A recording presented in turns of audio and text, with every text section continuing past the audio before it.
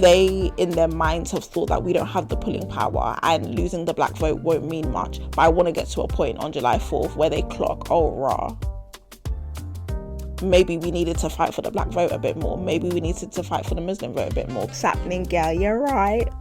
Oh yeah, welcome back to yet another episode of It's That Deep. I am your host. My name is Feyisara. And what's happening? What is happening, girl? This is a podcast where everything is that deep. We talk about politics and pop culture and news and, trends, and we unpack them and we try and make sense of what they mean for who we are as people and as a society. And this episode, of course, is no different. But before we get into all of the tea, what's happening, girl? What is happening? How are we? What's going on? We are in or at the end of the first full week of campaigning here in the UK for the upcoming general election. So many things have been going on, which we'll get into, of course. But what's going on with you guys? How are things going on your end? If you are watching me on YouTube, you'll see that I have a different mic today. Literally 5 minutes before I wanted to press record, my other mic just packed up. I'm not sure that's packed up completely. I've got to investigate, black women in tech. But I had to borrow a mic from my older sister. Shout out to you. Great to have another podcaster in the house. So if I do look a bit awkward and I'm trying to find my vibe with this mic, ignore it. Pretend like you don't see it. Okay, thanks. But yeah, we have much to get into. So I think we should jump into the honourable picks. But actually, before we do that, quick cheeky snack. Quick reminder. We can't cover everything on this podcast. We literally cannot do it all because so much happened. Literally, I was up until 2 a.m. last night thinking about what the heck we want to talk about, because literally last night Donald Trump was convicted of a felony, groundbreaking, never before happened kind of news. And I'm like, oh, we can't talk about it because I already have my script. So follow us on Instagram, because I am doing weekly roundups of the news stories you may have missed, because so much goes on. So you are guaranteed to have missed something, but I got you. That's what I'm here. I got you. So make sure you follow us on Instagram. Follow me on TikTok as well, at Agg-feyisara.olu, and Instagram, or just all the other social medias, but TikTok's my favorite. And then, yeah, we'll do some more unpacking there, which we cannot do here. But for now, I say let's do our honourable picks. Alrighty, so first honourable pick, we're going to keep it cute and short, but fun fact, have made a pact to myself to consume more than just Western media. I don't know where it came from, but I'm there's more that's happening in the world than British news and US news. And I can't lie, even Israel, Gaza, there's more than that's happening in the world. So I'm let me consume something else. And of course, the good Lord led me to stumble across my own great nation of Nigeria, my home country, and news that was coming out of there this week. So I thought, let me make this my first honourable pick, because I was really fascinated by the fact that President Tinubu decided that we are reverting back to our previous national anthem. I was today years old when I found out that we have had other national anthems besides Arise, O Compatriots. First of all, I really like that national anthem. That's a good national anthem. I will sing that with my chest more than I will sing God Save the King. So I was quite shocked to find out that prior to 1978, the nation of Nigeria had actually been singing something completely different, and it's called Hail Thee Nigeria. And so I guess as a way of commemorating his first full official year in office as president, Bola Ahmed Tinubu decided that he would sign some documents that would force us to go back to singing that national anthem. So all the, Nigerian footballers and sportsmen now have to learn the lyrics to Hail Thee Nigeria and sing that, I guess, when representing the nation in an official capacity. And, I just thought, let's make this a quick honourable pick, because I have some thoughts, some questions mostly, that I'll put to, not that he's ever going to listen to this, but put to the president of Nigeria. Do you know what it's giving? It's giving performative. it's giving, let me give the appearance of work, but the things that actually matter will brush. Let's just do some like performative stuff to make it look like we're working. That's what it's giving, because nobody asked for this. Not one person asked for us. Like I said, I like Arise, O compatriots, but here I am. I'm a British Nigerian, so I'm in a completely different league to actual Nigerians. But I like the thing, like, nobody requested this change. You know, that country suffering great poverty, great corruption, healthcare is in the bin. You know, there are many issues to commemorate your first year in office that you could tackle, that you could deal with, but you wanted to change the song that we sing at the World Cup. That was what was the top of the priority list? That's a bit mad. That's a little bit mad. And I also think it's a little bit strange because All Hail Nigeria, or Hail the Nigeria, whatever it's called, is not even, I wouldn't consider inherently Nigerian, because it was written by a British expatriate. It wasn't even written by a Nigerian. So I just feel like, what are you doing, Tinubu? Wagwan? Like, what's happening? Why is this a priority for you? Like, Nigerians are dying on a daily basis. Girls are still being kidnapped left, right and centre. Corruption rife. Inter-religious conflict rife. But no, let's change the lyrics we sing at the World Cup. Come on, lad. Come on. Like I said, it's called It's That Deep. So my mind did also literally go to like, what is the point of national anthems anyways? Like, I get tradition is great. I guess it's good to have like distinctions between nations, of course, but like, what's the point? Why do we need these like things that just perpetuate division further? Or maybe it's not division, maybe it's distinction, but we have flags. Like, flags should be enough. Do we really need national anthems? Do we really need these things to like further cement and separate us, but also in a weird way give the impression of unity, right? Because when a nation comes together and sings, it's the impression of unity, despite the fact that within that very nation there's so much contention, so much division. So it's just all pretense. Do you know what I mean? It's all pretense. And I just had some thoughts around that, to be honest with you. All right, let's get into our second honourable pick. And I thought this was such an interesting one that I was excited to speak about and get your thoughts on, because I don't know about you guys, but I woke up on Monday morning and I have never seen more images on social media in support of Palestine and Gaza than I saw on Monday morning. So context, I believe Israel attacked Rafah yet again on Sunday evening or over the weekend. And like I said, I woke up to Instagram on Monday morning, and I kid you not, every single story that I swiped on, all eyes on Rafah, all eyes on Rafah, praying for Rafah. This is what Israel are doing. And as great as that was, and I want to say great, but I also want to say a bit scary, because what people were sharing, this particular image was an AI generated image. I already told you guys, I don't like AI. I do not like that thing. I think we need to really, police it and monitor it before it gets out of hand. But that's why it was scary to me, because it was like, this is an AI generated image that you guys are circulating. It's not real. And then I did also see in the follow-up, like, a lot of backlash from certain people online who are like, keep your stupid AI image. Like, nobody wants your stupid AI image. You should have been raising awareness from October 7th. And so there's a lot of like avenues to approach this conversation, but I think in general it's a really important conversation to have, because, you know, people are likening it to Black Square Summer back in, was it 2020, like June 2020, after George Floyd was murdered. Like, people are saying this is a similar thing we're seeing, where like fashion brands and celebrities and influencers and, you know, sports teams were posting black squares and taking the knee, and like, that was the be all and end all of the activism.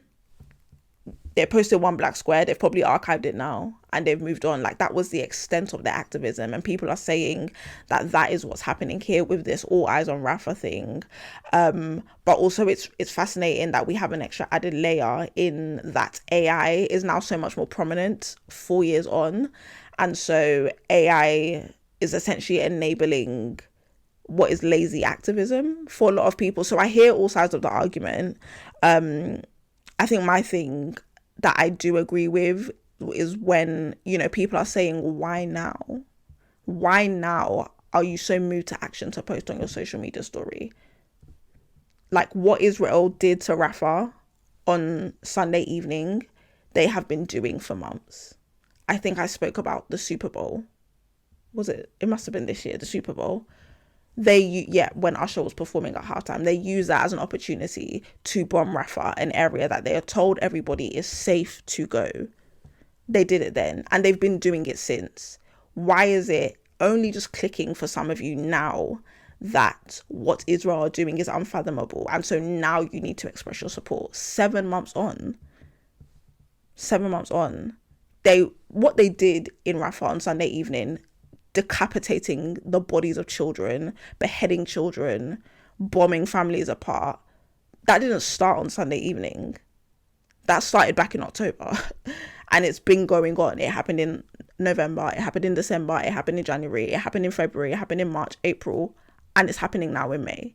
Well, now we're in June. It's been happening. So what is it that clicked in your spirit now that makes you want to say, oh, now we need to raise awareness. Now social media needs to know about it, even though people have been speaking about this and have been vocal about this for months. And, people are talking about like, oh, at least they're posting. It's better late than never. No, it's not. Sorry. I'm here to say it's not better late than never. It's unacceptable that it took 7 months, almost a year. We're on the other side of a year now. It took that amount of time for you to even post something or to spread awareness or to be moved enough to compassion to share. No, it's not better late than never. It should have been earlier than later. Sorry if I sound like I'm, being a hater. It's because I am a hater. I absolutely am a hater. I think there's an element of this conversation in here that is about herd mentality and how, because like I said, bro, I swiped through so many stories on Monday.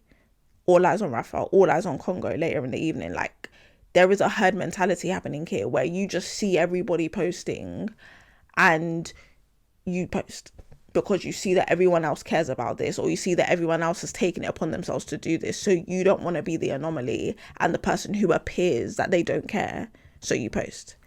You're not actually posting because you care. You're posting because you don't want the appearance of not caring. And I think why AI's position in this conversation is so much more interesting is because, like I said, that image was not real. If you wanted to see the reality of what happened in Rafah, there are images. What that AI thing generated is a bunch of crap. It's a bunch of nonsense. Like, it doesn't actually show anything. It doesn't show the reality of the mother who said she stepped out of a tent for a few minutes and she came back to find her 6 children blown to smithereens, and she collected them like heaps of sand. It doesn't show the reality of, decapitated children and, beheaded. It doesn't show the realities of that. And so I think there's something in here about AI making us lazy with our activism, and enabling us to be sloppy with it, and not in our Western privilege, not being able, or not even having to really connect with the reality of the atrocities that are happening in in Palestine. I think there's really something in that. AI is a luxury. It is a Western luxury. And this is why I'm scared of it, because it does everything for us. And so it's almost like it's even doing activism for us now. The line that people keep taking is like, oh, but awareness is important. Awareness is important, absolutely. But what is more important is accurate awareness. Like, in your raising awareness, also be accurate. And that didn't happen on Monday with all of these all eyes on Rafah. It just didn't happen. And so I would rather people not, it's not even about me, but I think the children in Palestine would rather you not just post for the sake of posting, and even posting inaccuracies or a partial picture of what's happening to them. I think they would appreciate, you coming to the rawness and the grittiness of what is actually happening to them and raising awareness on that. So yes, awareness is good, but accurate awareness is even better. All right, girls and boys, let's get into our main story for this week. And as you know, we are now in full swing in the way of the general election happening here in the UK. And I feel like we're probably going to talk about this in some capacity every single week. But what I did not want to do is be a bit of a broken record when it comes to Labour, and just sort of like repeat myself over and over again, repeat how much I'm not voting Labour, repeat how much Keir Starmer, like, if I catch him, it's actually on site. Like, I didn't want to do that. However, there's been a really interesting first week of campaigning, and I think there have been certain things from Labour this week that I've seen that give us really good insight into where they are moving ideologically and sort of what their strategy will be for the next now 5 weeks. And so I thought we got to get into the juice, we got to get into the tea, and so let's just do it. It has been a horrible week for Keir Starmer. Like, it hasn't been a good week. And I remember saying in last week's episode, like, he's actually quite smart because he's taken this really hard line. I remember saying something about like Blair and how Blair really came in with like this new Labour, and you know, I mean, Starmer's a Blairite to be fair, but like him following in those footsteps of like, this is new Labour, we are not Corbyn's Labour. And I thought, you know, if he did it well, he could really win the campaign. He's done it, he has done it, but I think it's actually costing him more than it's benefiting him. Yeah. He shot himself in the foot a little bit. You know, I think, funnily enough, when we talk about how Corbyn, you know, led what was a really disjointed party, I don't think we're seeing much different with Keir Starmer. I think the division is all the more clear. And it's going to be the thing that could make him suffer in this election. So, 3 things that have happened this week with Labour and what they are indicators of. Number 1, Labour. So, I guess context. At this point, Labour are appointing their candidates for each constituency across the country. They are selecting, nominating the people who will run in each constituency as a Labour representative. So they're doing that for every constituency. And the deadline to do that is by Tuesday. So by Tuesday, they need to have submitted all the names for people that they want to run across the country for this party. And so that's where the source of Keir Starmer's trouble has been. Luke Akehurst was appointed to run as a Labour candidate in North Durham near Oxford. And this has people livid. It has people violently upset. For context, I had to do some reading on Luke Akehurst, on who he was, because I didn't know who he was. But he is essentially the chairman of a pro-Israel lobbyist group, very pro-Israel.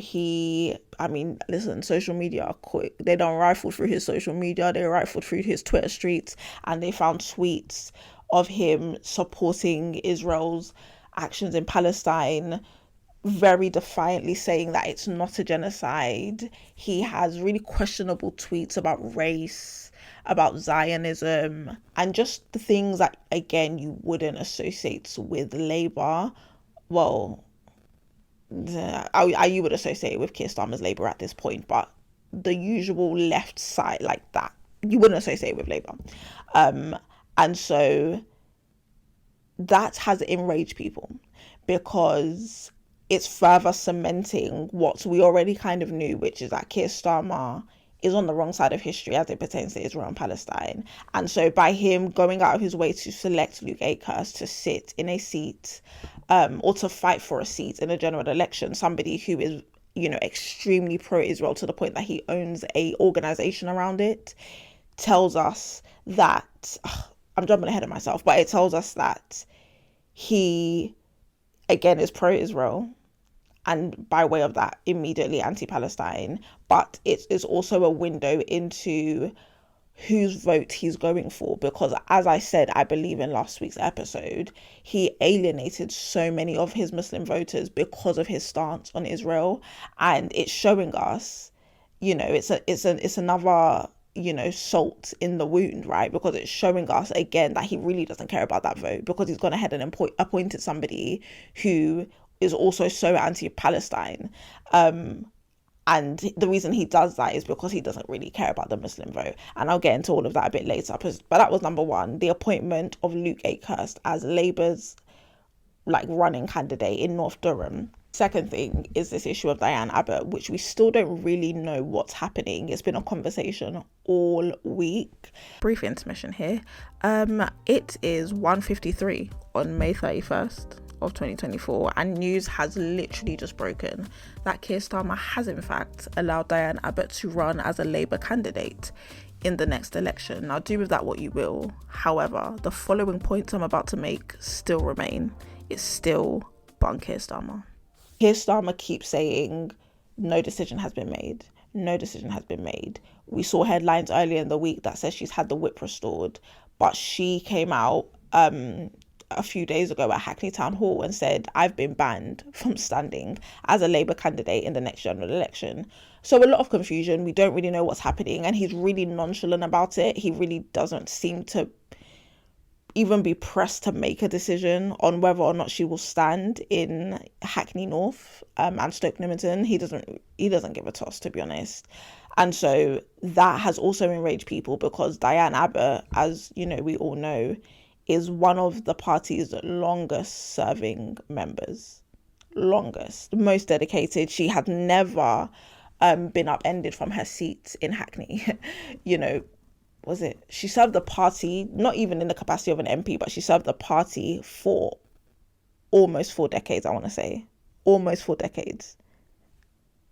That's I don't know the maths, but that's a good chunk of Keir Starmer's flipping life. Do you know what I mean? And so people are furious that, you can treat such a long-standing, dedicated member of the party with such contempt and such indifference.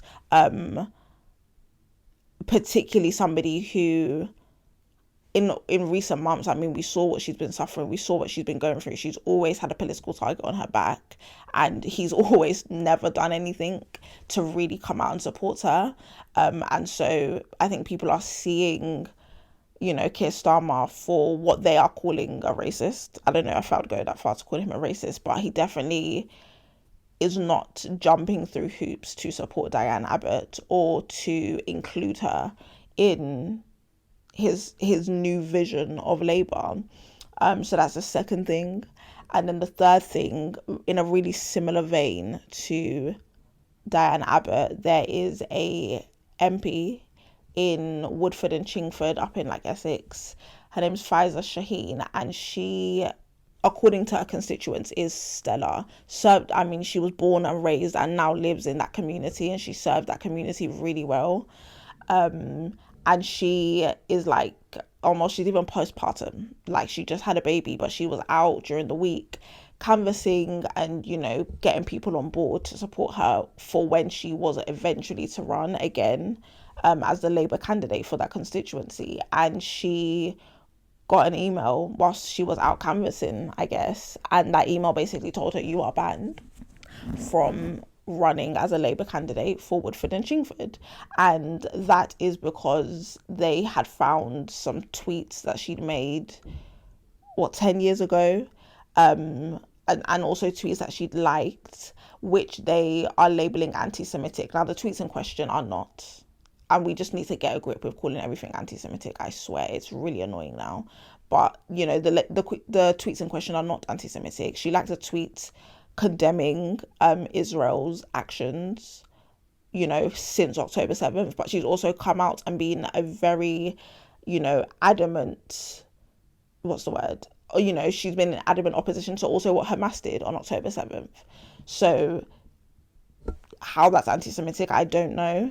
She also liked some tweets about like somebody who was joining the Green Party. Like they had just found the most like ridiculous and innocuous tweets and used that as a way of saying, well, she's, you know, she doesn't fit in with Labour's new vision and she's anti-Semitic and so she cannot stand as a Labour MP. And, you know, she did an interview on Newsnight, I think on like Wednesday evening, and it was heartbreaking to watch. I can't lie. She's clearly somebody who's committed a lot of time to this party. And for her to just be chucked out in a second, you could really see the pain, like the visceral emotion on her face, which was really, really sad to watch. And then on top of the fact that she literally was out canvassing with her newborn baby on her chest. So it's been a howler of a week for Keir Starmer. It's not been a good week. And I think his actions are like first week out the gate, my guy, they're really revealing to us what his priorities are and where, should he win this election, where he's going to take this country. The reason I say that is a couple of reasons. So it's very clear that he's purging the Labour Party of any sort of left-leaning MPs, or what we'd call Corbynites. So of course Diane Abbott and Corbyn have served alongside each other like for decades. Their constituencies are literally next to each other. I went to school in Jeremy Corbyn's constituency, born and raised in Hackney. They're literally next to each other. So Keir Starmer, and I said this last week, is doing that very hard line of like, we are not Corbyn's Labour anymore. And so he, in doing that, is purging his party of everyone that has ever shown support to Corbyn or who leans that little bit more left, because I feel like Keir Starmer is very centrist. And Faiza Shaheen is also somebody who leans a little bit more left. So he's really, really, really purging his party of that. I also think he's trying to appeal to people who would in a previous life have been Tory voters, because I do think everyone at this point is fed up with the Conservative Party. I don't really see a win for them in this election, but people don't want to waste their votes. They don't want to vote Green. They don't want to vote Reform, because Reform is extreme. They want to vote safe, and safe is Labour. And so Keir Starmer, in a really smart way, is seeing that and introducing Tory-like sentiment into his campaign, into the people he's electing, into the issues that he's raising, in a way of saying to ex-Tory voters, you can come here. You can vote here and still feel like your values, your belief systems, what you hold dear is honoured. We're not that different. Look, I'm purging all the Corbynites. Look, I'm getting rid of all those left-leaning MPs. Look, we're actually pro-Israel. Look who I just appointed. So he's basically signalling to people who would have voted Tory that they can come and vote Labour and feel safe enough and not feel like there's such a distinction from who they would have previously voted for, and now who they could potentially vote for, if that makes sense. And so he wants that Tory vote. He wants the vote of the people who are fed up with Tories but don't want to stray too far ideologically. So he's presenting himself as like an alternative to Tories, but not too much of an alternative, if that makes sense. And then in that, the other layer in that is that he is, because he's pursuing that vote so much, he is completely conning and ignoring some voter bases who have been so instrumental in Labour, period, for the last 5-6 decades. So the Muslim vote and the black vote. He doesn't care about those votes anymore, because he knows that he does not need them to get into power, because so many people are fed up with Tories. I hope this is all making sense. But I tweeted this week, like, he's very much showing that he does not care for the Muslim vote or the black vote. He doesn't need it anymore. He has a whole cohort of voters who will happily switch to Labour in a heartbeat because they are now mimicking Tory policies. And so I guess at the core of this is like value, right? Because you only fight for or, you know, make room for people whose votes you value. And the fact that in the long list of people he's chucking out of the Labour Party, essentially, the first two to go are women of colour. It says a lot about the voter demographic that Keir Starmer values, and that he knows will get him to number 10. We just don't have the pulling power, you know, as a black community or as a Muslim community. That's what they think. But I have been incensed this week, and I have really, like, I'm not voting Labour. I know that for the first week of campaigning, for Labour to come out looking worse than the Conservatives is a massive feat. But I know for sure I'm not voting Labour, and I really want to get to a point where they, in their minds, have thought that we don't have the pulling power and losing the black vote won't mean much. But I want to get to a point on July 4th where they clock, oh, rah, maybe we needed to fight for the black vote a bit more. Maybe we needed to fight for the Muslim vote a bit more, because they're so flippant with it and so arrogant, if that's a word. Like, they don't care, they don't need it, right? Because what power do we have? But I would love for people to show up in their numbers that actually know, without us, there is no Labour Party. Without us, Keir Starmer, there is no number 10 for you. You relied on us for this long. Watch what happens when we withdraw our power. And so I would hope that would happen. But I don't know. I say it as a joke. I've been saying it as a joke, but I really, really, really do not know who I'm voting for. I don't. I've been sitting and looking at my constituencies. God, I can't speak. I've been sitting and looking at the people running in my constituency. I don't have a clue. I literally don't have a clue. Yeah, it's actually quite, like, as we get closer to the election, I'm like, okay, I need to sort that out, but I don't know.